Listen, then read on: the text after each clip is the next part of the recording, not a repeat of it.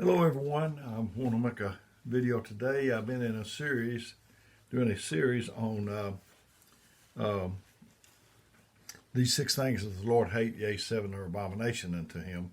And so Proverbs 6:16 through 19 is my text in the King James Version of the Bible. And it says, "These 6 things doth the Lord hate, yea, 7 are abomination unto him, a proud look, a lying tongue, hands that shed innocent blood, a heart that devises wicked imaginations, feet that be swift, run into mischief, a false witness that speaketh lie." I've covered all of them, so today we're going to be on he that soweth discord among brethren. And so that's what we're going to be talking about. People that, talking about discord, the opposite of that is harmony, unity, harmony, to me. And I know I played in the dance band when I was in high school, and we played all over the place. And we would tune before we were to play. We didn't, maybe I tuned to this guy and this guy tuned to this guy. And we didn't do it that way. We all tuned to the piano. And because if you tune to this one, he's a little off and a little off, a little off, and it just won't work out. So we all tune to the piano. So I'm trying to be an example for people to follow. But if you're following somebody and they're deviating from this is what we tune to God, and then we try to be in harmony with one another. People that sow discord are all around. We're surrounded by that. They work their mischief by planting a seed, a doubt over here, by sowing a rumor over there, a little gossip over here, complaining over there, and dropping a word of criticism there. The fruit of their labor is disunity, disharmony, and discord. He hated the first 6 things we've talked about. He didn't like them at all. But this 7th one is the one that's abomination, the sowing of discord. The people that sow discord, they're Satan's helpers, they're the enemy's helpers. They're engaged in Satan's work, and they'll drag you down. Beware of the person who comes and says, "Well, I don't know if it's true, but I just wanted you to know about it so you could pray." That kind of person is not concerned about the issue at hand. They don't care about you. They don't care about what's in the best interest of the church, the family, or your community. They're merely out to destroy someone, and they want you to help them. The best thing you can do is tell them the truth. Tell them that you don't want to hear it. And if you say, "Is it good?" and they say yes, so okay. If you say, "Is it good?" and they say no, and not so good, you say, "I don't want to hear it." And that's like that time I was working at a place and the people knew me. I've told you this. And the people knew me, and this one boy was new, and we went out in the parking lot going to our cars after work. Usually we'd stand around and talk for just a little while. And he said, "Hey, Dale, would you like to hear a joke?"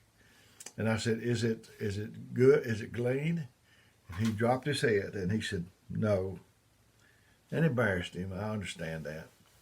And he said, "I don't know what. I'll just tell it to myself." And he was like he was in a minute or two of meditation. He said, "Ha, ha, ha, ha." Well, he didn't tell it to me. We wound up being good friends, but he didn't tell it to me. The telephone, that's another place where we can sow discord very easily. It's not a handgun, but it's dangerous. It's dangerous. And our social media, you can use it if you do good, but just be cautious. Don't try to air your laundry out on social media.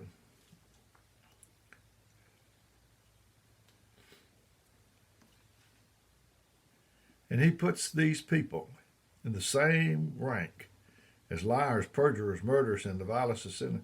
Be careful that you're not put in that group. The first 6 things we talked about was bad enough, but this is right in there in that group, except it's worse. It's the work of the enemy. There'll be a price to pay for anybody that sows discord, and it's not going to be good. To sow discord, to sow is to plant seeds. Discord is disagreement, argument. To sow discord is to say and do things which cause a group as a whole to distrust one another and begin to argue and then to fight.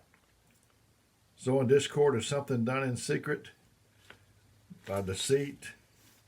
It's sneaky. An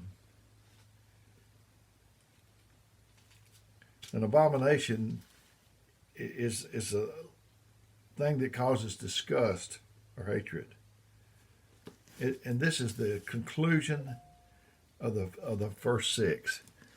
I love harmony. I love peace. I think that we ought to work at it as hard as we can.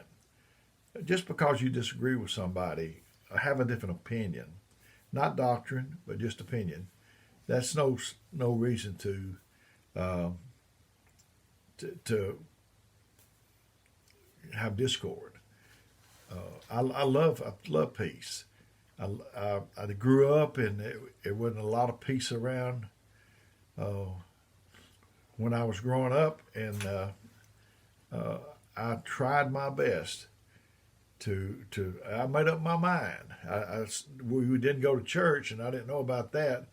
I didn't know I would turn out to go to church and be a minister, but I did make up my mind that I wanted peace.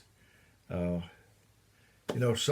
people say, "Oh, the reason I'm an alcoholic is because my dad was an alcoholic," and then the next person would say, "The reason I'm not an alcoholic is because my dad was an alcoholic." You can let that affect you either way. But to have discord in your home is so, in your church, it affects us grown-ups and older people, but it really affects children. People's grown up in homes where the dad, he just broke all the china in the cabinet, and now he's got to go pay for some of the stuff that he paid for originally. If you have discord, you're going to have to pay for it. Discord, you're going to have to pay for it. There's a price to pay for it. And I've been in periods of my life where it wasn't as much harmony as I like for it to be, and I've been in periods of my life when there was harmony. It was peace. It was, and I love it so much that I don't never want to go back to that way again. We can be like life runs in cycles, in circles, like the earth. And, they told them, and Deuteronomy said, you've went around this mountain, you've encompassed this mountain long enough, go forth. And so that's the way it is. We, like I said, like a dog chasing its tail, we go around and around and around. Things, it doesn't matter, it matters, but it's not a life issue, like leaving the lights on. Maybe one mate thinks it's supposed to, you're supposed to turn them off, and the other one thinks, well, what's $10 a month? I don't like the darkness. And there's been disagreements over how to squeeze the toothpaste. We need to reserve what we say. We don't have any rights. We need to reserve what we say for the big issues, the big things. So there's nothing like harmony. Harmony in a church, it will produce miracles. I'm telling you, it will. And we have a saying at our church that says, "Did you come looking for a miracle?" And if you don't have harmony, you can forget the miracles. But if you got harmony, you'll see them all along. That's what produces it. But when you let other things like discord, jealousy, bickering get in your church, he talked about the first love. If you don't have that first love in your church, it'll cause it to go down. It really will.